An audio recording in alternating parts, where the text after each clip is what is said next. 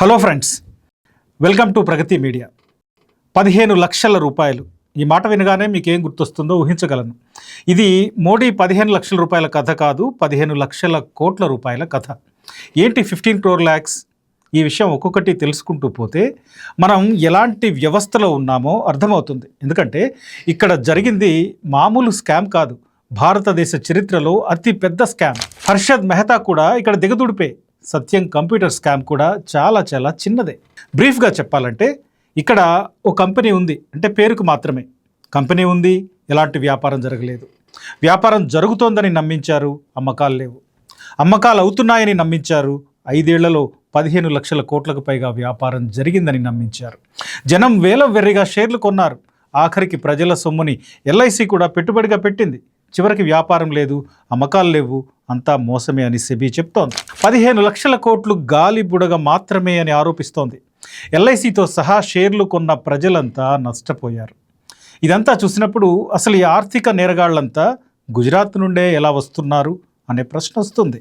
ఎందుకంటే హర్షద్ మెహతా, జితిన్ మెహతా, నీరవ్ మోడీ, మెహుల్ చోక్సీ, రిషి అగర్వాల్, అక్కడి నుంచి లేటెస్ట్గా ఇప్పుడు బయటకు వచ్చిన పేరు రాజేష్ మెహతా. ఇక్కడి వరకు అంటే వీళ్ళందరి మూలాలు గుజరాత్ నుండే ఉండడం కూడా అనేక సందేహాలకు కారణమవుతోంది. అసలు ఏమిటి స్కామ్? ఈ వివరాల్లోకి వెళ్తే, రాజేష్ ఎక్స్పోర్ట్స్, ఈ పేరు ఎప్పుడైనా విన్నారా? ఇది బెంగళూరు కేంద్రంగా పనిచేస్తుంది. బంగారం, ఆభరణాల తయారీ, ఎక్స్పోర్ట్స్లో దీనికి ఇంతకాలం చాలా పేరుందట. దేశంలోని చాలా పెద్ద కంపెనీల్లో ఒకటి అని కొత్తగా తెలుస్తున్న మాట. ఇది ఎంత పెద్దదంటే 2020-21 నుంచి 2024-25 మధ్య మన దేశ ఎగుమతుల్లో 20% అంటే $158 బిలియన్ లేదా 15,15,000 కోట్ల రూపాయలు ఈ ఒక్క కంపెనీయే చేసిందట. ఇంత భారీ బిజినెస్ ఎవరితో చేశారు? బయ్యర్లు ఎవరు? వెండర్లు ఎవరు? లోన్లు ఏమైనా ఉన్నాయా? కస్టమర్ల డేటా ఏది అని అడిగితే ఈ వివరాలు ఏవి లేవంటోంది. అసలు అడిగినా చెప్పాల్సిన అవసరం లేదు అని కూడా చెప్తోంది. ఎందుకంటే ఈ లెక్కలన్నీ కాగితంపైనే తప్ప వాస్తవంలో లేవు కాబట్టి. మరి ఇంత జరుగుతుంటే ఎందుకు ఇదంతా బయటికి రాలేదు? ప్రభుత్వ వ్యవస్థలు ఏం చేస్తున్నాయి? ఒక కంపెనీని ఎస్టాబ్లిష్ చేసిన దగ్గర నుండి అనేక చెక్ పాయింట్స్ ఉంటాయి. కార్పొరేట్ వ్యవహారాల మినిస్ట్రీ ఉంటుంది, రిజిస్ట్రార్ ఆఫ్ కంపెనీస్ ఉంటుంది, సెబీ, ఆర్బీఐ, ఇన్కమ్ ట్యాక్స్ విభాగం, ఇట్లా అనేక ప్రభుత్వ విభాగాల నియంత్రణ ఉంటుంది. వీటన్నిటినీ దాటుకొని ఒక కంపెనీ ఏళ్ల తరబడి మాయ చేసిందంటే, మోసం చేసిందంటే ఏం జరిగి ఉంటుంది? ఎవరి అండదండలు ఉండుంటాయి? 15 లక్షల కోట్ల రూపాయల మాయాజాలం కళ్ళ ముందుంటే ఇవన్నీ ఏం చేస్తున్నాయి? నిద్రపోతున్నట్ట?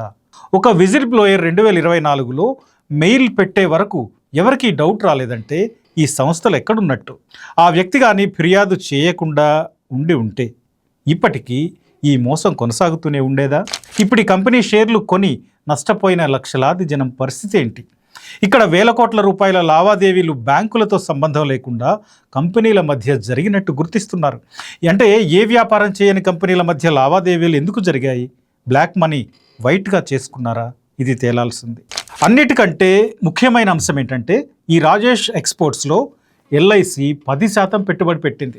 అంటే దాదాపు 3,000 కోట్ల రూపాయలు. పైగా 2023-24లో ఈ సంస్థ షేర్ 70% పడిపోయినా ఎల్ఐసి తన వాటాని వెనక్కి తీసుకోలేదు. ఎందుకు? ఈ కంపెనీలో ఏదో గోల్మాల్ జరుగుతోందని ఎల్ఐసికి ఎందుకు అనుమానం రాలేదు? వచ్చిన ఏ ఒత్తిళ్లు ఈ పెట్టుబడిని కొనసాగించేలా చేశాయి?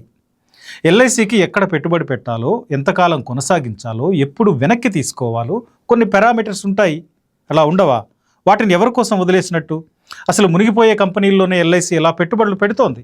గతంలో అదానీ కంపెనీల్లో పెట్టుబడులు పెట్టి ఎల్ఐసి నష్టపోయింది. ఎల్ఐసి ఒక్కటే కాదు, ప్రభుత్వ రంగ బ్యాంకులపై ఒత్తిడి చేసి ఇలాంటి రుణాలు ఇప్పించడం, పెట్టుబడులు పెట్టించడం వెనుక కేంద్రం కాదా ఉన్నది? ఆలోచించండి. నిబంధనలకు విరుద్ధంగా వీడియోకాన్ గ్రూప్కు 3,000 కోట్ల రుణాలు ఇచ్చింది ఐసిఐసిఐ. విజయ్ మాల్యా లాంటి వాళ్లకు 1,000 కోట్ల రుణాలు ఇచ్చి జనం సొమ్ముని నాశనం చేసింది ఎస్బీఐ. ఇక కొన్నేళ్ల క్రితమే నీరవ్ మోడీ, మెహుల్ చోక్సీ 13,000 కోట్లకు ఎల్ఓసి ఇచ్చి మునిగింది పంజాబ్ నేషనల్ బ్యాంక్. ఇప్పుడు రాజేష్ ఎక్స్పోర్ట్స్ లిమిటెడ్ 15 లక్షల కోట్ల రూపాయల వ్యాపారం జరిగింది అని చెప్తుంటే గుడ్డిగా నమ్మే పరిస్థితి ఎందుకుంది? సెబీ సమన్లు పంపుతున్న రాజేష్ ఎక్స్పోర్ట్స్ ఎందుకు లైట్ తీసుకుంది? ఏ ధైర్యంతో, ఎవరి అండతో పట్టించుకోలేదు? ఏ వ్యాపారం చేయకుండా, ఏ ఉత్పత్తి లేకుండా 15 లక్షల కోట్ల లెక్కను ఖాతాల్లో ఎలా చూపించారనేది ఇక్కడ ప్రశ్న. ఒకవేళ వ్యాపారం జరిగి ఉంటే ఏమమ్మారు, ఎవరికి అమ్మారు చెప్పాలి కదా. ఆఖరికి సెబీ అడిగినా చెప్పడం లేదు. ఎందుకు అంటే రూల్స్ ఒప్పుకోవు అంటున్నారు. 2015లో రాజేష్ మెహతా స్విట్జర్లాండ్కు చెందిన ప్రపంచంలోని అతిపెద్ద గోల్డ్ రిఫైనరీ సంస్థ వాల్కంబీ సంస్థని $400 మిలియన్ అంటే దాదాపు 3,800 కోట్ల రూపాయలతో కొన్నాడు. అప్పటి నుండే అసలు కథ మొదలైంది. వీటికి ఎలాంటి ఆపరేషన్స్ లేవు, ఫ్యాక్టరీ లేదు, అసలు సొంత బిజినెస్సే లేదు. కానీ భారీ ఎత్తున వ్యాపారం జరిగినట్టు చూపిస్తున్నాయి. ఈ అంకెలను వాడుకొని రాజేష్ ఎక్స్పోర్ట్స్ దాన్ని తన రెవెన్యూగా చూపాడు. స్విస్ కంపెనీ కాబట్టి అక్కడి చట్టాల ప్రకారం ఇక్కడ డీటెయిల్స్ ఇవ్వాల్సిన అవసరం లేదు అంటున్నాడు. అంటే ఒక స్విస్ కంపెనీని కొని దాని ద్వారా గేమ్ నడిపించారన్నమాట.